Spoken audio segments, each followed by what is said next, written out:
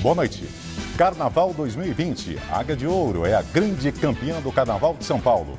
De Pernambuco para a capital paulista, Galo da Madrugada desfila pela primeira vez na região do Parque do Ibirapuera. Homenagem honrosa. Próximo de completar 90 anos, cantora Elza Soares é tema de desfiles em São Paulo e no Rio. No Rio de Janeiro, Mocidade, Vila Isabel e Beija-Flor são destaques da segunda noite do Grupo Especial. Críticas sociais e a política brasileira tiveram forte representatividade na Sapucaí. No Ceará, sobe para 170 o número de mortes durante greve da polícia. Sem acordo, o governo federal envia Força Nacional e Exército para tentar conter violência no estado. E após confirmação de quarta morte na Itália, Brasil eleva alerta contra coronavírus. O Ministério da Saúde decide ampliar de 8 para 16 lista de países para definir casos suspeitos. Você vai ver essas e outras notícias no Jornal da Gazeta, que começa agora.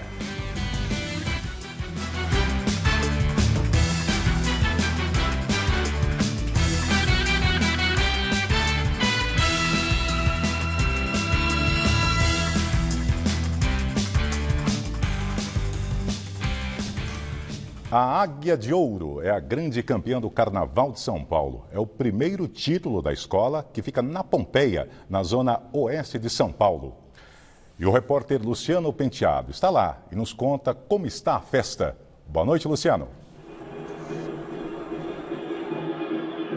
Boa noite, Laerte. Boa noite a todos. Muita barulheira aqui, não é para menos, né? A torcida gritando muito. Afinal, é o primeiro título da Águia de Ouro, escola que tem 44 anos acaba de conquistar pela primeira vez o título do desfile do Grupo Especial do Carnaval de São Paulo. Lá no palco, os componentes da escola estão gritando a todo momento e cantando o samba enredo da Águia, que levou para a avenida uma história sobre a educação, né? Um enredo que falava sobre o poder do saber.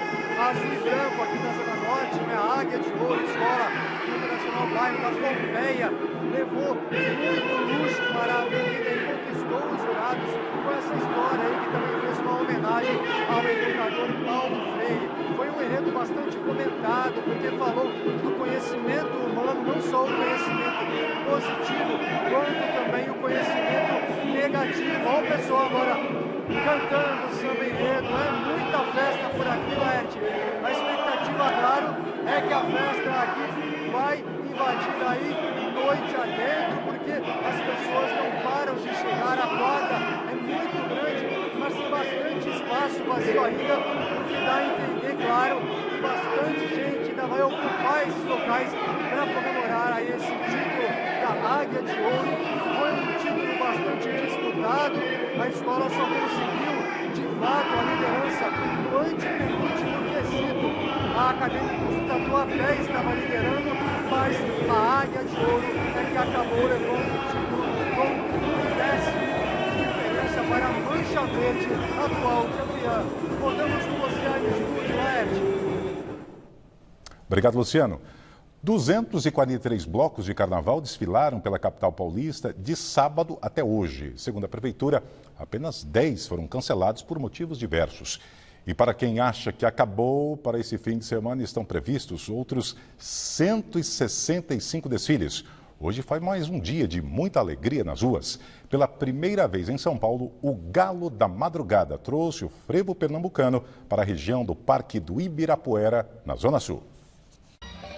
O desfile começou cedo. A partir das 9 da manhã, a réplica do Galo da Madrugada, com 4,5 metros de altura, tomou conta do Ibirapuera. Conhecido como o rei do carnaval pernambucano, o bloco de 43 anos apresentou sua versão menor aqui na capital paulista, atraindo milhares de pessoas para a zona sul da cidade. No Recife, o Galo da Madrugada chega a atrair 2 milhões de foliões para as ruas, o que fez o cortejo entrar para o livro dos recordes. Por lá, o mascote original tem quase 30 metros. A edição paulistana do bloco ainda contou com um show da cantora Fafá de Belém.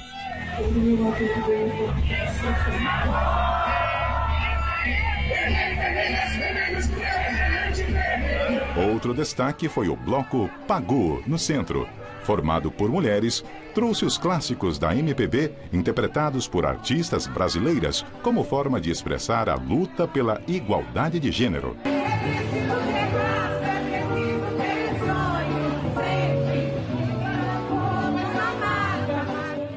Na mesma região, o bloco da Pablo, comandado pela artista fantasiada de Chapeuzinho Vermelho, tirou muita gente do chão.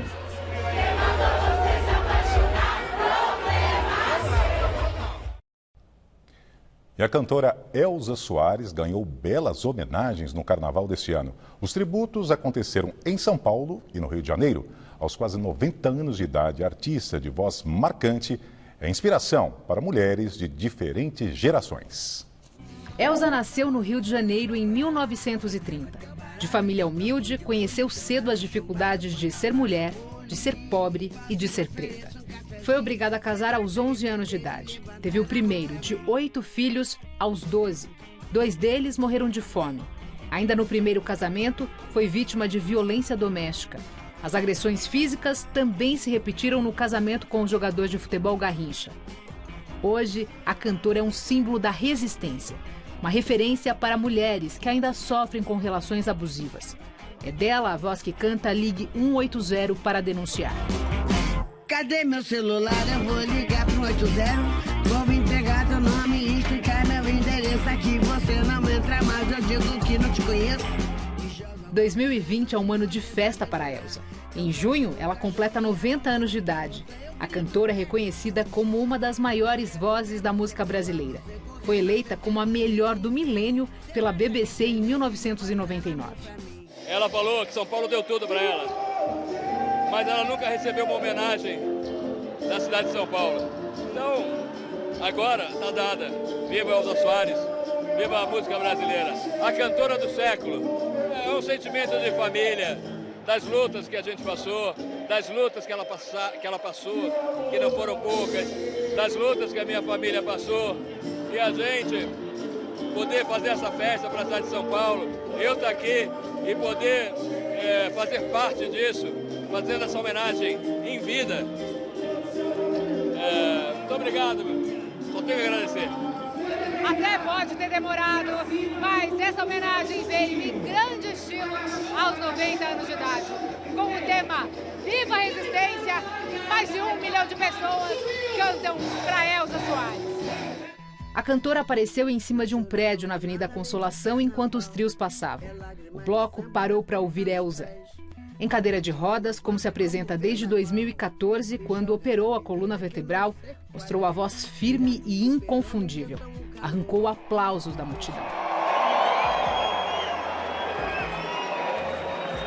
A Elza é o maior símbolo de resistência e o símbolo da beleza. A Elza é beleza pura e a beleza precisa resistir. Na lateral enorme do prédio na Consolação, um grafite gigante mostra a cantora com as palavras Viva a Resistência. A carne mais barata no mercado é a carne negra. A carne mais barata do mercado é a carne negra. Além de São Paulo, Elza também ganhou homenagem no Carnaval do Rio de Janeiro. Ela foi o samba enredo da Mocidade Independente de Padre Miguel. Com o título Elza Deusa Soares, a agremiação mostrou todas as lutas da cantora. Contra o racismo, a censura, o preconceito e a violência contra a mulher.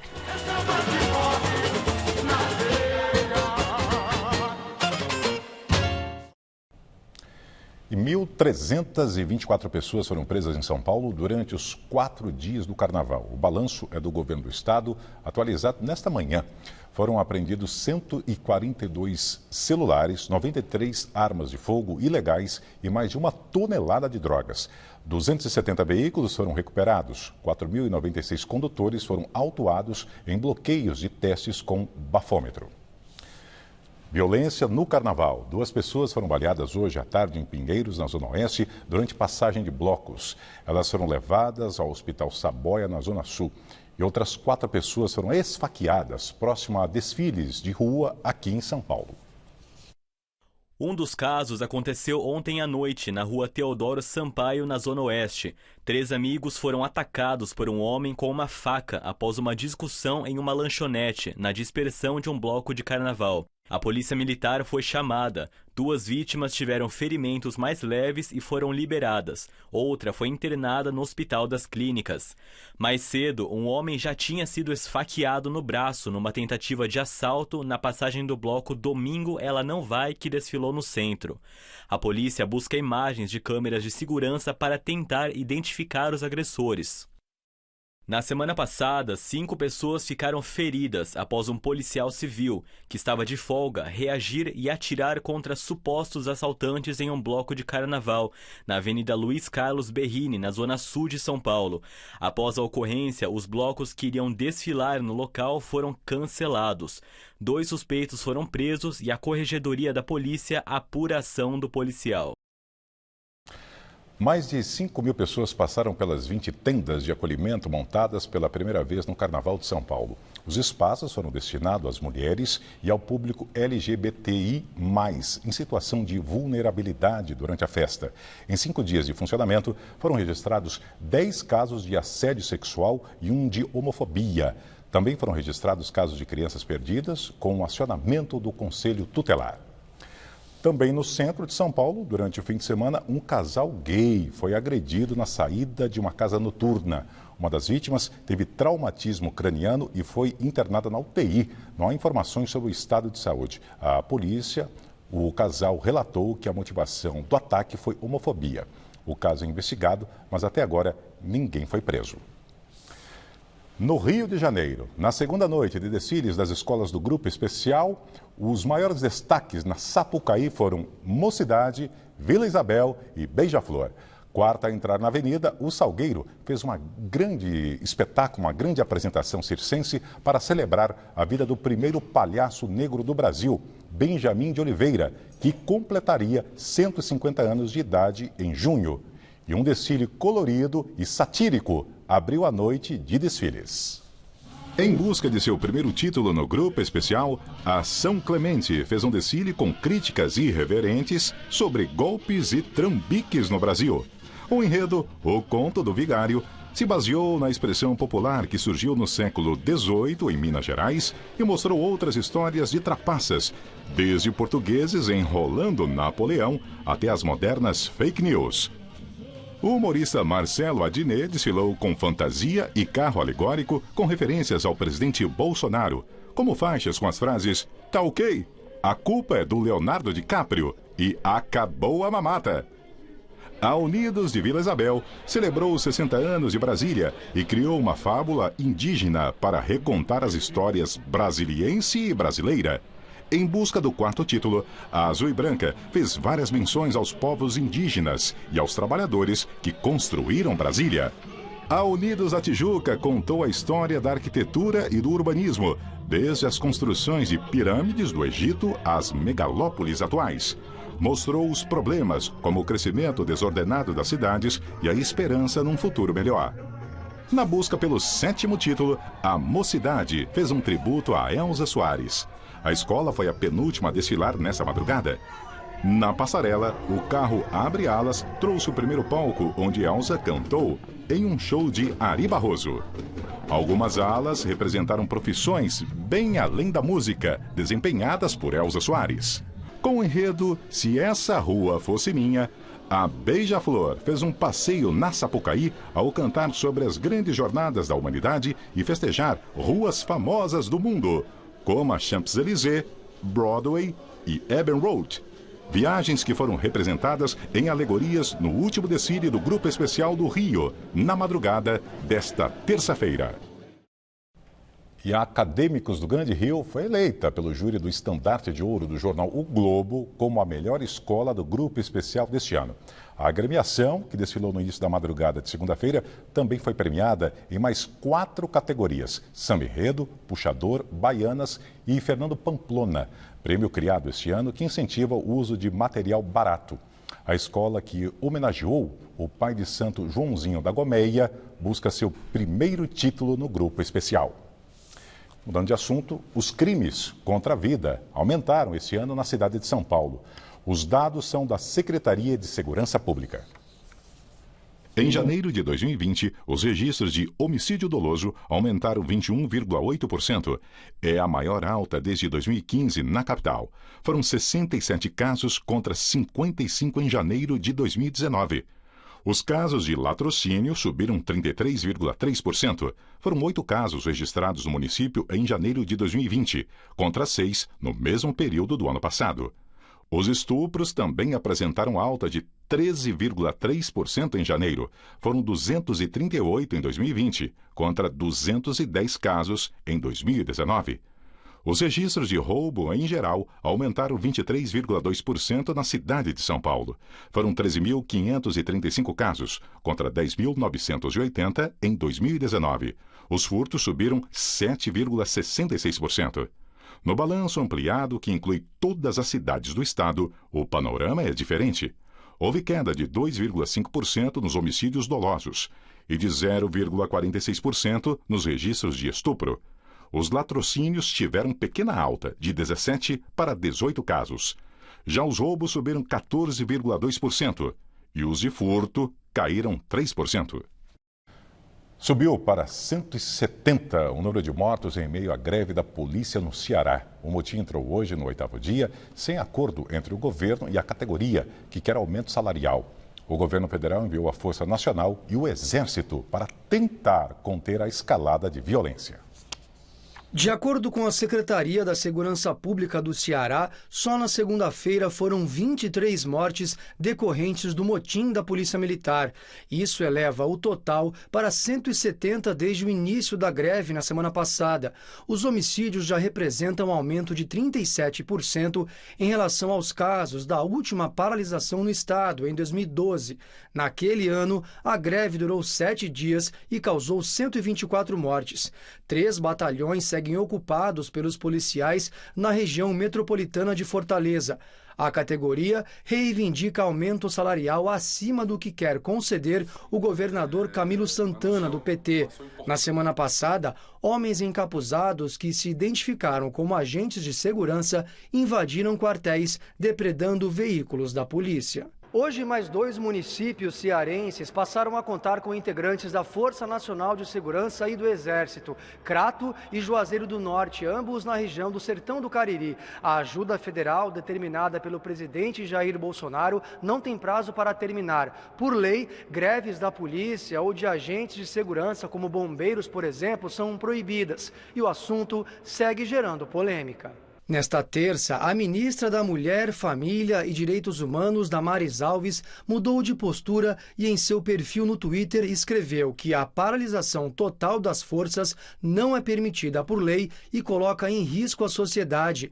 Ontem, após participação em painel no Conselho de Direitos Humanos da ONU, Damares deu outra opinião sobre a greve da polícia, dizendo que todas as categorias têm direito à greve.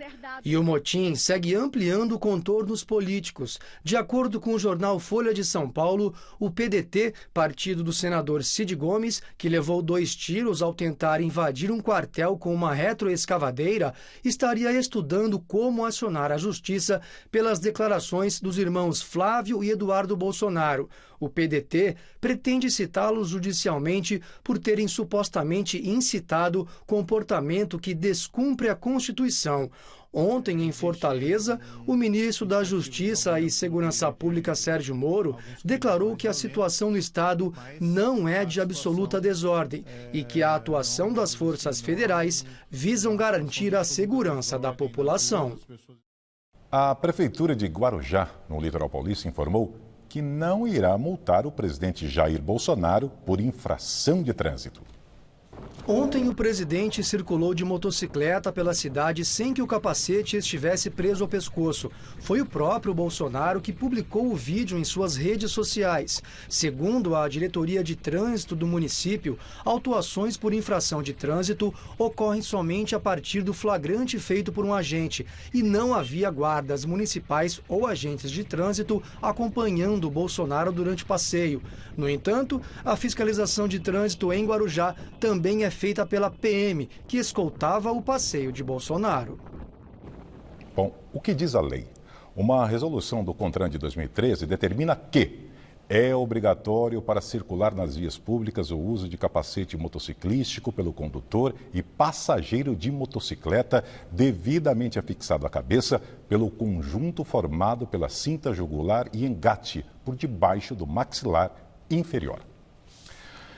E no início da tarde, um avião de pequeno porte caiu no mar da Praia do Tombo, em Guarujá. O piloto teve apenas ferimentos leves e foi socorrido por uma ambulância. Já em outro ponto da cidade, uma lancha pegou fogo. A lancha ficou completamente destruída depois de pegar fogo na Praia da Enseada, na manhã de hoje. 9 pessoas que estavam no veículo tiveram que pular no mar. Elas sofreram queimaduras leves e foram resgatadas por outras embarcações. E na Praia do Tombo, um avião de pequeno porte caiu no mar, próximo à faixa de areia, no início da tarde, somente com o piloto, que teve ferimentos leves. O modelo da aeronave costuma ser utilizado para sobrevoar áreas portando faixas de propaganda. Conforme o registro feito por um banhista, não havia fumaça saindo do avião no momento da queda. Segundo o piloto, houve falha no motor. Após a confirmação de mais mortes pelo coronavírus na Itália, o Brasil dobrou a quantidade de países para definir casos suspeitos da doença. Na última sexta-feira, o Ministério da Saúde divulgou a lista dos países que contava com China, Japão, Coreia do Norte, Coreia do Sul, Singapura, Tailândia, Vietnã e Camboja. Ontem, a Itália registrou 4 mortes pelo coronavírus, sendo 2 idosos de 84 e 88 anos as vítimas mais recentes. Atrás somente da China e da Coreia do Sul, o país europeu é o terceiro com mais casos no mundo.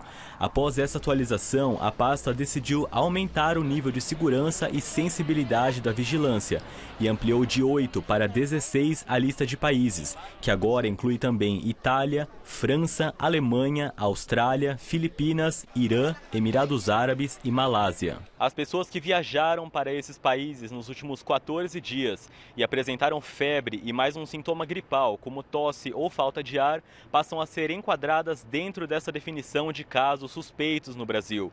Em coletiva, o secretário de Vigilância em Saúde do Ministério da Saúde, Wanderson de Oliveira, pediu para que os brasileiros reforcem as ações de prevenção contra doenças respiratórias. Em algumas semanas, em pouco mais de um mês e pouco, teremos um período mais frio. Começaremos a circulação de outros vírus respiratórios. E como o coronavírus ele se apresenta com um quadro gripal, é fundamental que as pessoas ampliem o cuidado com as medidas de precaução padrão. Lavar as mãos com frequência com água e sabão, usar álcool em gel se tiver disponível, evitar compartilhar objetos pessoais. Se ficar doente, não ir trabalhar, não ir estudar, evitar de viajar. O Ministério da Saúde monitora 4 casos suspeitos de infecção pelo novo coronavírus no Brasil, sendo 3 no estado de São Paulo e 1 no Rio de Janeiro. Ao todo, 54 casos suspeitos foram descartados após exames laboratoriais apresentarem resultados negativos. E agora o comentário de Josias de Souza, direto de Brasília. A quarta-feira de cinzas é a porta de entrada da quaresma, tempo de penitência e oração. Na simbologia cristã, as cinzas bentas aplicadas sobre a testa servem para lembrar da finitude humana. Neste ano da graça de 2020, o cheiro das cinzas chegou mais cedo. O Brasil ainda sacudia no ritmo do samba e Jair Bolsonaro aproveitava o feriadão do carnaval para realizar testes de popularidade nas ruas do Guarujá, quando a economia mundial registrou um solavanco que inspira reflexão. Aos poucos vai se desfazendo a ilusão de que o coronavírus faria um estrago pequeno fora dos limites da China. Se ficasse restrita ao território chinês, a encrenca já teria impacto sobre o desempenho da economia global. Mas começam a surgir indicações de que o Covid-19, como o fantasma foi batizado, é um desses males que vem para pior. Na segunda-feira carnavalesca, registraram-se quedas repentinas nas cotações de produtos exportados pelo Brasil, como minério de ferro. Caíram também as ações de empresas ao redor do mundo, inclusive logomarcas brasileiras, como Vale e Petrobras. A volatilidade se manteve nesta terça-feira, sobretudo na Europa. Além de assombrar a Itália, que teve de isolar algumas de suas cidades, o novo vírus deu as caras em outras praças, Suíça e Espanha, por exemplo. É nesse ambiente de incertezas que a Bolsa de Valores brasileira retornará do feriadão. Ainda não é possível de mencionar o tamanho do estrago que o vírus produzirá na economia mundial nos próximos meses. Mas já se pode constatar que o Brasil subestima a ameaça ao negligenciar as reformas pós-previdência.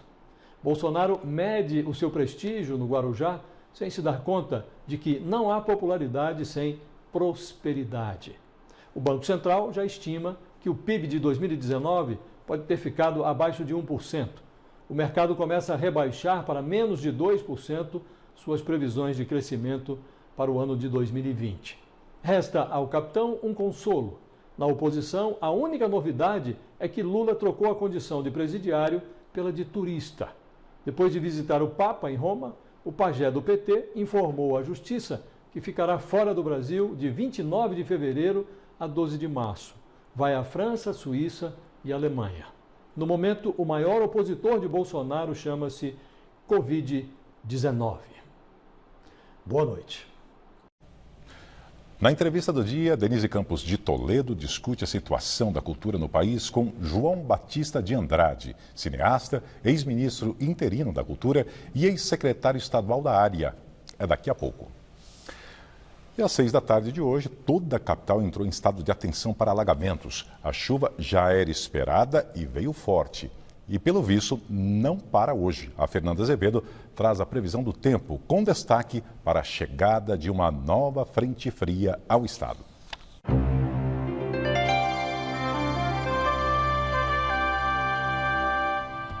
Amanhã o destaque é a frente fria do sul alcançando outras regiões.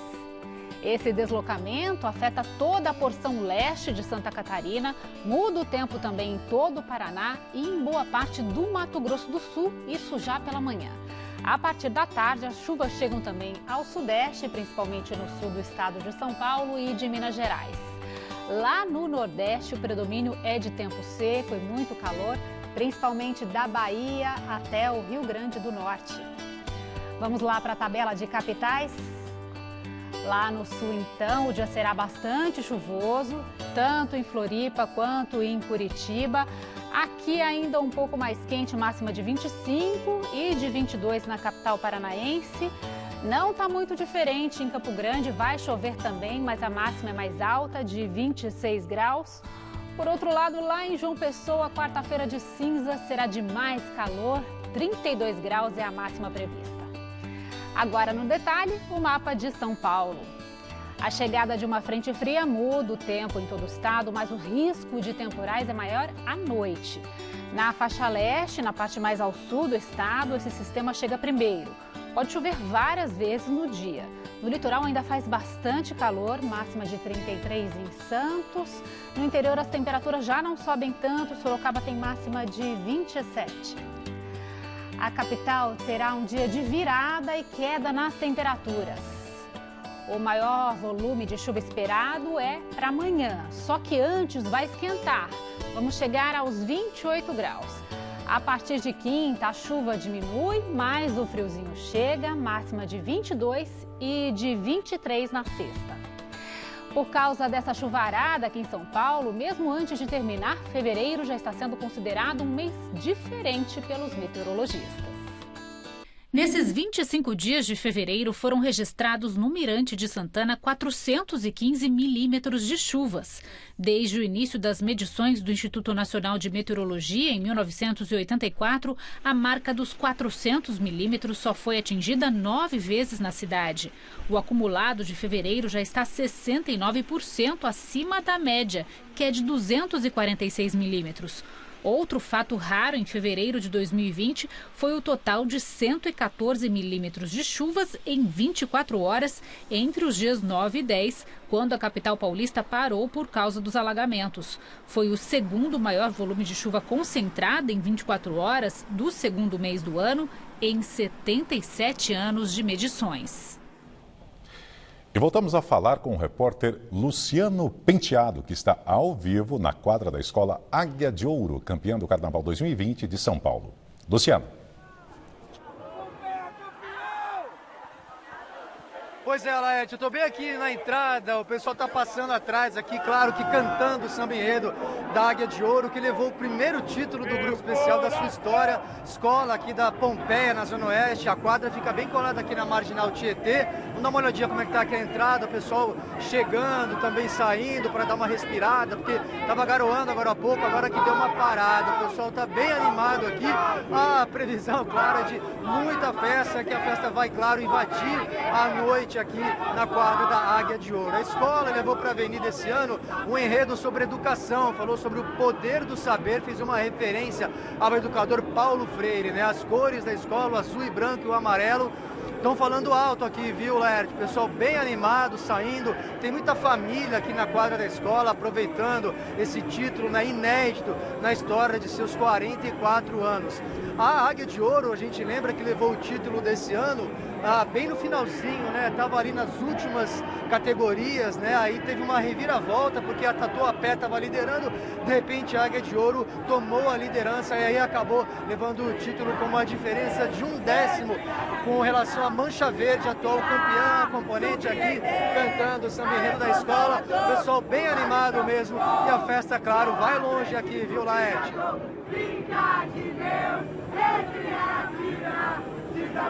Ao vivo com Luciano Penteado. Obrigado, Luciano. E a seguir, Itália em alerta. Após 4 mortes, o país registra mais de 320 casos de coronavírus. A gente volta já logo após o intervalo. Até já.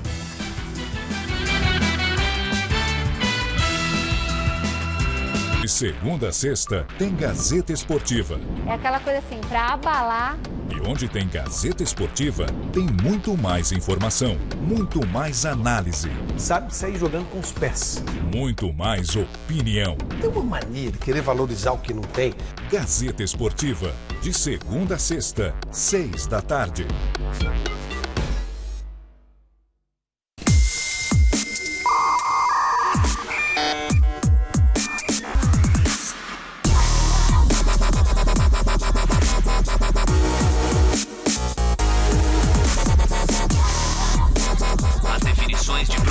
Promissoras foram atualizadas com sucesso. O mundo está em constante transformação. E você? Comunicação é o futuro. Comunicação é na Caspia.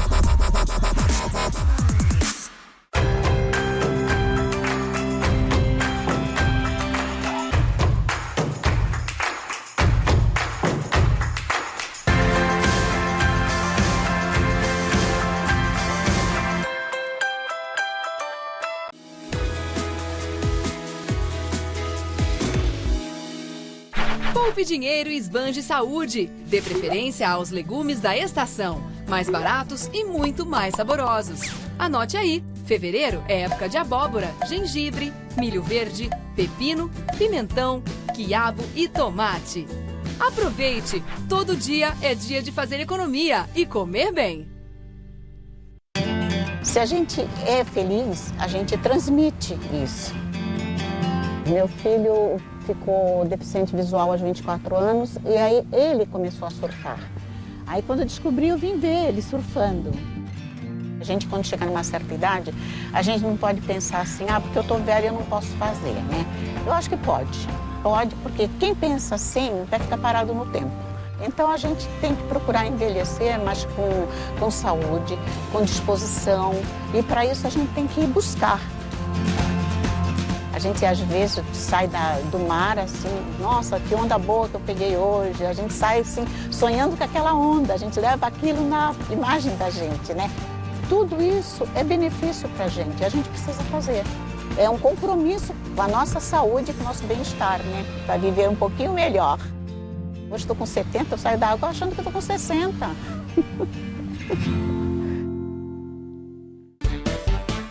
Uma revista tem que falar sobre tudo. Comportamento, mundo das celebridades, pet, cidadania, esoterismo, saúde, culinária, artesanato. E tem que ser a sua cara. Revista da Cidade, de segunda a sexta, 10h30 da manhã.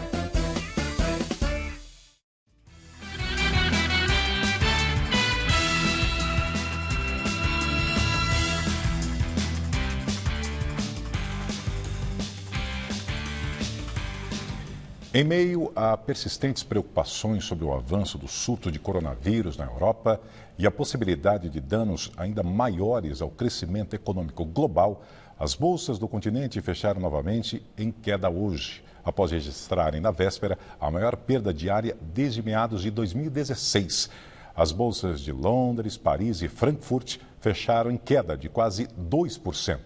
No Brasil, o mercado de ações e os bancos estão de folga devido ao feriado de carnaval e só reabrem nesta quarta-feira de cinzas, após o meio-dia. Morreu aos 91 anos o ex-ditador do Egito, Hosni Mubarak. O comunicado foi feito pela TV pública do Egito. O ex-ditador estava internado há um mês, sob cuidados intensivos, desde que passou por uma cirurgia no hospital militar no Cairo. Hosni Mubarak governou o Egito por 30 anos. Ele foi deposto durante os protestos da Primavera Árabe contra seu governo em 2011. O ex-ditador ficou preso até 2017, quando foi absolvido da maioria das acusações de mandar matar centenas de manifestantes. Hosni Mubarak era militar quando assumiu o governo do Egito nos anos 80, após o assassinato do presidente Anwar al-Sadat. No Ocidente, manteve uma reputação de moderado, conseguindo preservar a aliança com os Estados Unidos e atuando como mediador entre israelenses e palestinos, o que fez com que ele se tornasse uma figura odiada no Oriente Médio. Internamente, sua imagem foi se desgastando com o tempo pela falta de contato com o povo. Mubarak era conhecido como um faraó moderno por governar o Egito com opressão. O tenor espanhol Plácido Domingo, acusado de assédio sexual, mudou a postura e pela primeira vez pediu desculpas pelo sofrimento causado às vítimas.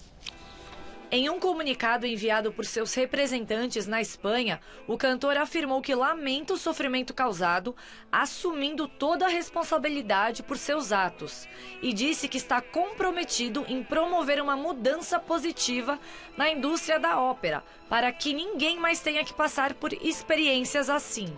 O tenor foi acusado de assédio sexual por pelo menos 20 mulheres, que relataram terem sido beijadas, agarradas e até acariciadas à força.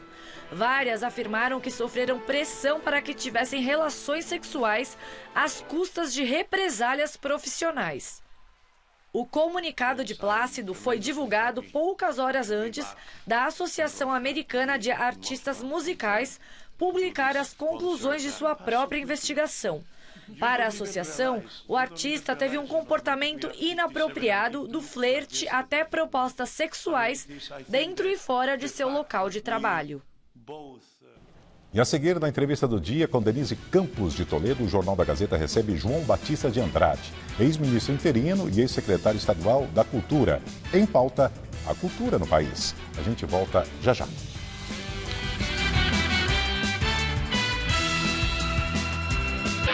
Prepare sua torcida, porque domingo é dia de mesa redonda e a emoção vai além do campo. O campeonato mais importante é aquele que nós ganhamos. Um futebol debate campeão, com um time entrosado, pronto para qualquer partida. Mesa redonda, todo domingo, 21h. Oferecimento Lux Color. Tudo que é muito bom é tão bom quanto pintar com Lux Color. Rede Pit Stop, a sua rede de peças e serviços no Brasil. Eles crescem rápido, por isso é preciso aproveitar cada momento do desenvolvimento das crianças. E para que elas sejam alfabetizadas no tempo certo, o governo federal, por meio do Ministério da Educação, criou o programa Tempo de Aprender, que vai investir em ações de apoio à alfabetização com base em evidências científicas. Secretários de Educação, saibam como aderir ao programa em mec.gov.br. Ministério da Educação, Governo Federal, Pátria Amada Brasil. Se o Brasil é o país do futebol, São Paulo é a capital da bola. Oficialmente, a primeira partida do país aconteceu aqui, na Várzea do Carmo, região do Brás, em 1895. Organizada por Charles Miller, era entre os funcionários da São Paulo Railway e da Gas Company.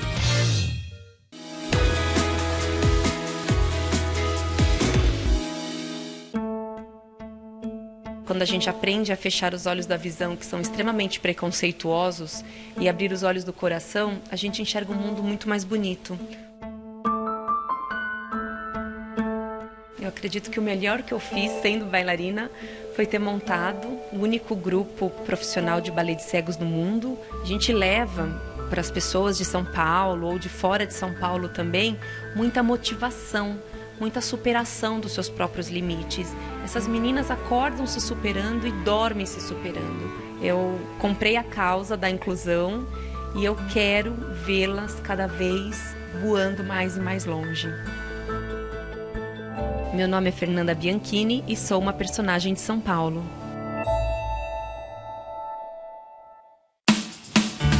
No Mulheres desta quarta, o chefe Júlio Cruz ensina como preparar beirute assado. Tem também as previsões de Maria Itália. E no plantão médico, o doutor Leandro Teles fala sobre insônia. Não perca, Mulheres, nesta quarta, 14h.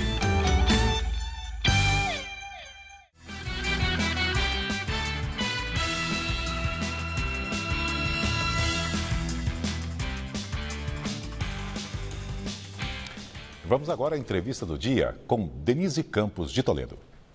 Vamos falar agora sobre cultura. Eu converso com João Batista Andrade, que é cineasta, ex-ministro interino da Cultura e ex-secretário estadual também da Cultura. João Batista de Andrade, boa noite. Boa noite.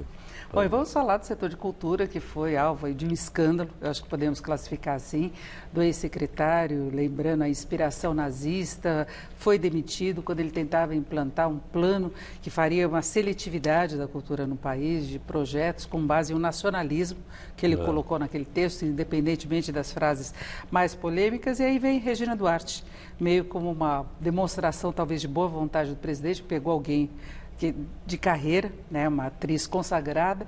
Eu queria saber se o senhor vê mesmo uma bandeira branca por aí ou continuaremos vendo turbulência nessa área? Eu não sei, olha, eu acho que a escolha da Regina é um problema do presidente. A Regina não foi indicada e nem o presidente procurou um apoio do setor para poder indicar a Regina.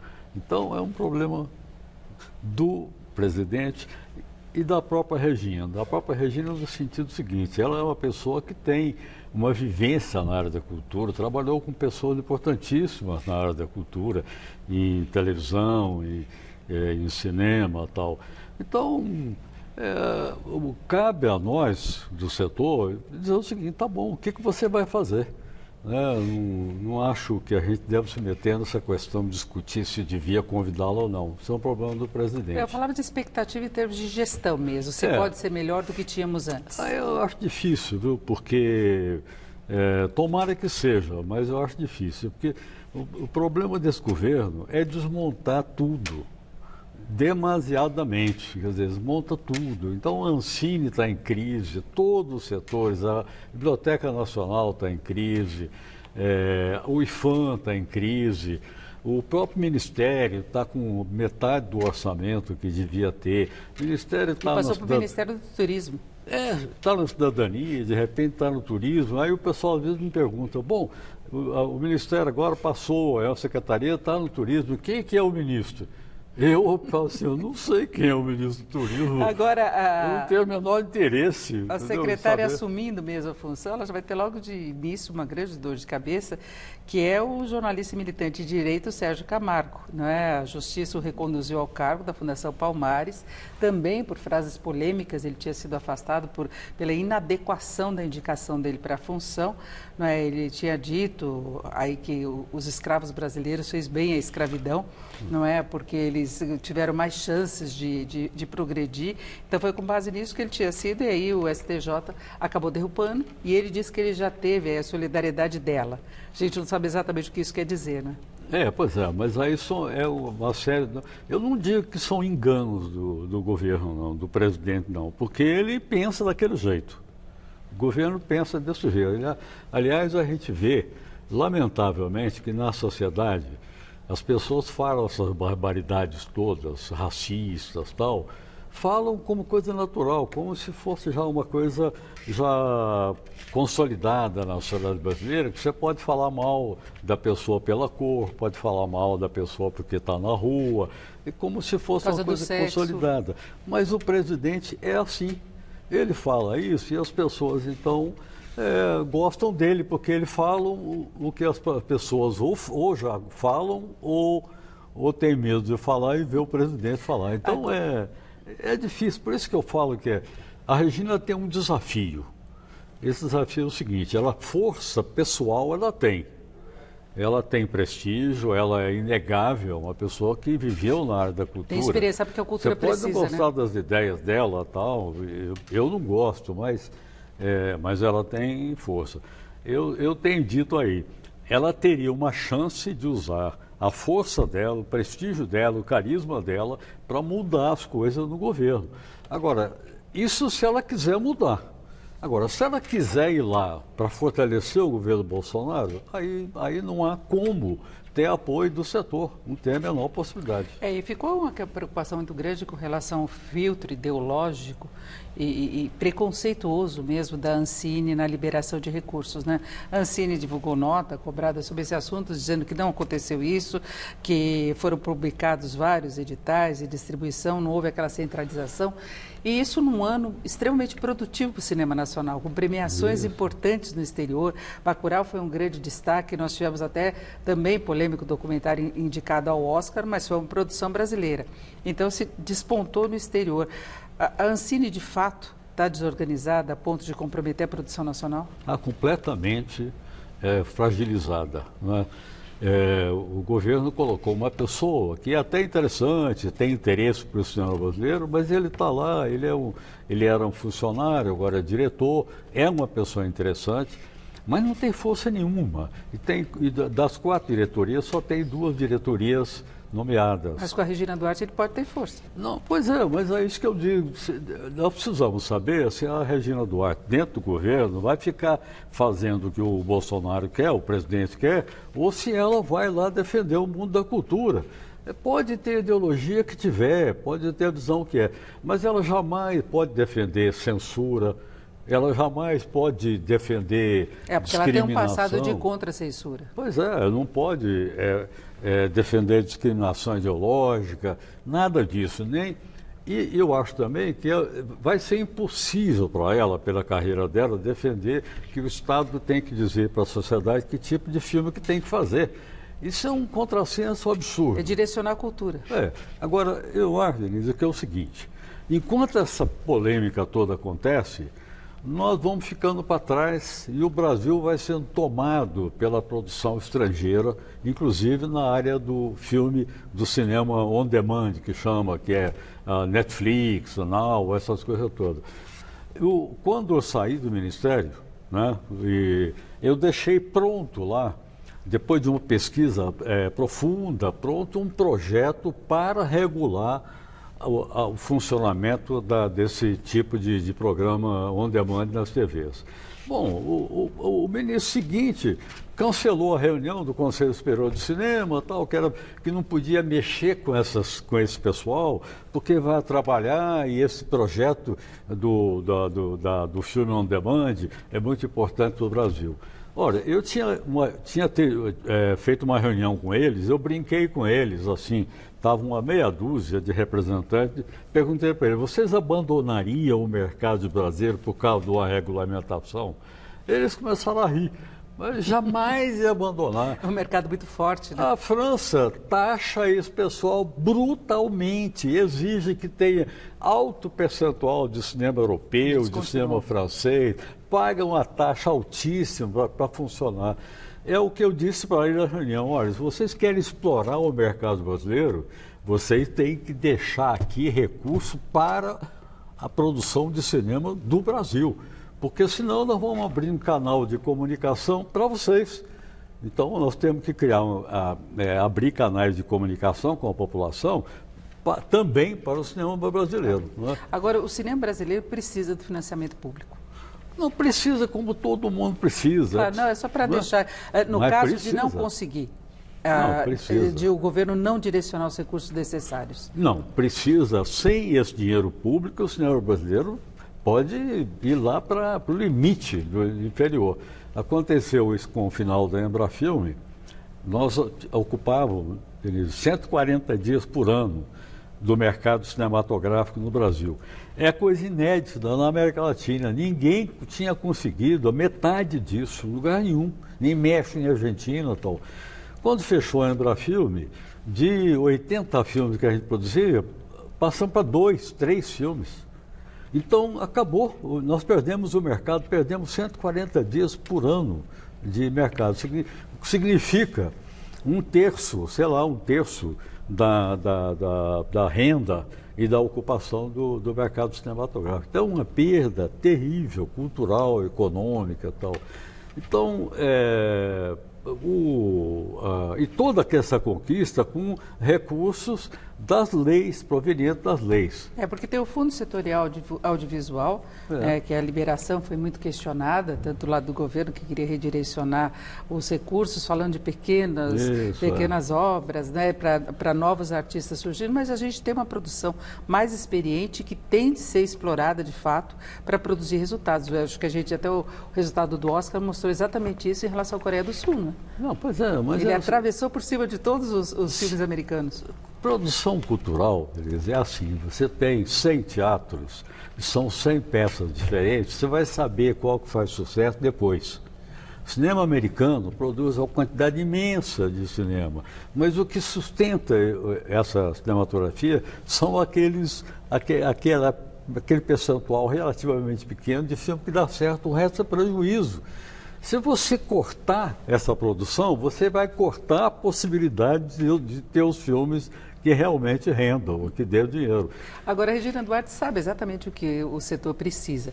Né? Inclusive, ela utilizou a Lei Rouanet, que é uma outra fonte de recursos, inclusive foi investigada antes de assumir o cargo, né, que as pessoas começaram a falar que as contas dela estavam sendo questionadas. Então, ela sabe a dificuldade de se conseguir o dinheiro, depois de se trabalhar bem uma produção e conseguir o resultado necessário. Né? Olha, inclusive essa coisa da Rouanet também, essa coisa do vento, soprar o vento para embaralhar as coisas, né? Soprar a mesa. Porque o problema é a deficiência do Estado. Quando eu estava no Ministério, tinha 20 mil projetos atrasados sem julgamento. Então, o cara de 20 anos atrás, de repente descobre que havia algum erro na prestação de conta dele, ele pediu 100 mil reais, hoje tem que pagar 2 milhões. Entendeu?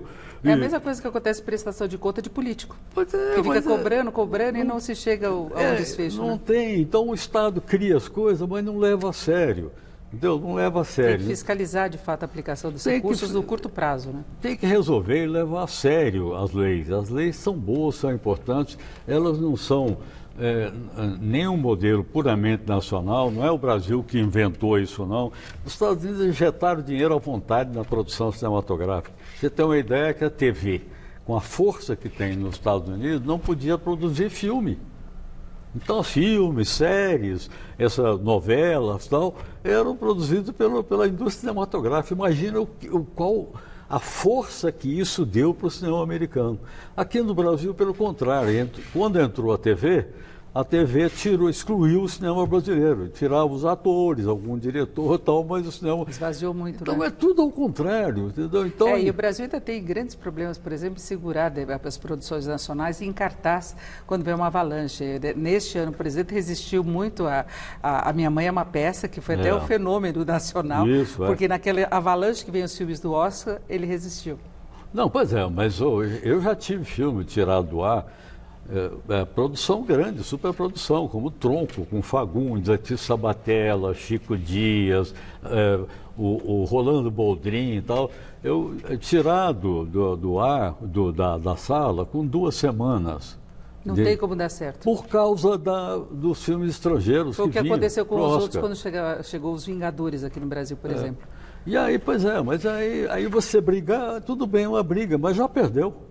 Já está perdido. Já perdeu, inclusive, o dinheiro que foi aplicado naquilo para ter retorno, né? E é claro que o filme tinha dinheiro público, tinha incentivo, tal, lei do audiovisual. Aí pode dizer, está gastando a lei do audiovisual, depois o filme não tem renda. A produção não valia nada, isso aí não produziu resultado, né? É que não leva a sério. As coisas não são levadas a sério. O governo precisa parar de desmontar. É mais fácil criar uma bandeira contra, né? Então, é tudo assim, é com a Rouanet, é uma balela dizer que a Rouanet dava dinheiro. E tem a questão, rapidamente, de meia entrada, que também foi outro motivo de polêmica. Houve uma participação de um evento de artistas sertanejos e cobraram, e de repente os fãs reclamaram. Mas muitos daqueles disseram que eles não estavam lá também. Não estavam lá e não aprovavam isso. É uma polêmica velha. O que acontece também é a coisa de não levar as coisas a sério. O governo não leva a sério. Então, a ideia de meia entrada, ela não é ruim. É um momento de formação para os jovens, inclusive até como consumidores, como de cinema. Então, agora, precisa ter um rigor, não é, para que meia entrada não seja distribuída aleatoriamente, não é? Então ninguém levou muito a sério isso. E o que tem acontecido é o seguinte, você cria a meia entrada, aí o dono do negócio dobra a entrada, o preço da entrada. Fica caro para todo mundo. Para ficar caro para todo mundo e a meia entrada ficar o valor real. O risco é tirar a meia entrada e continuar caro do mesmo jeito, ficar mais caro ainda, né? Essa coisa de lei que pega e lei que não pega, né? Então é tudo muito mal zelado. As ideias são boas, mas são mais... E o seu livro, Os Manuscritos do Jovem Gabriel? Olha, eu sou cineasta, mais conhecido como cineasta, mas eu escrevo sempre, já é o 11º livro meu, inclusive tem até prêmio como escritor e tal. Esse é o novo. Vou mostrar aqui para os nossos É o novo, é o Manuscrito do Jovem Gabriel. É uma história tremendamente atual. Vou dar só um mote. É um rapaz, o Gabriel, o ídolo dele é um ex-matador de periferia, que provavelmente foi o matador de seu próprio pai, em conluio com a mãe. Mas ele toma o matador como ídolo. Então, o cara que foi no passado um matador ou assassino, ele tem como ídolo agora. Mas ele ele mesmo não mata, mas ele arranja, envolve um outro personagem para o outro personagem matar.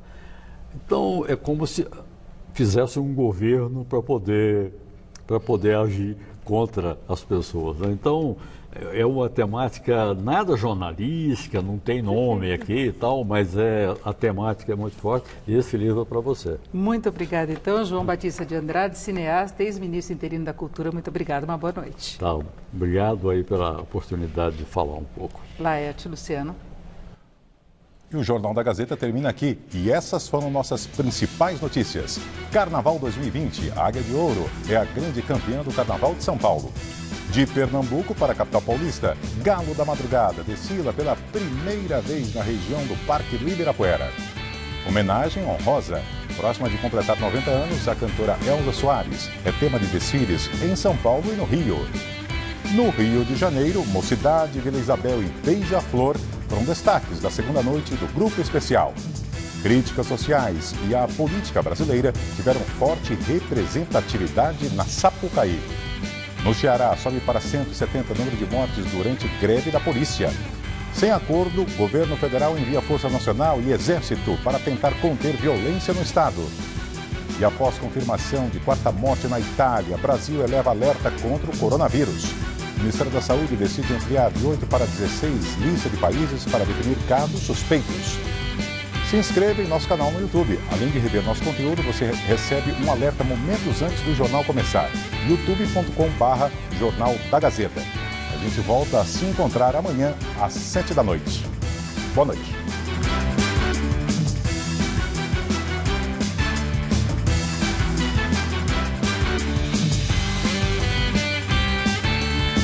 Os cuidados com os pets na terceira idade é um dos temas do Revista da Cidade de amanhã, 10h30 da manhã.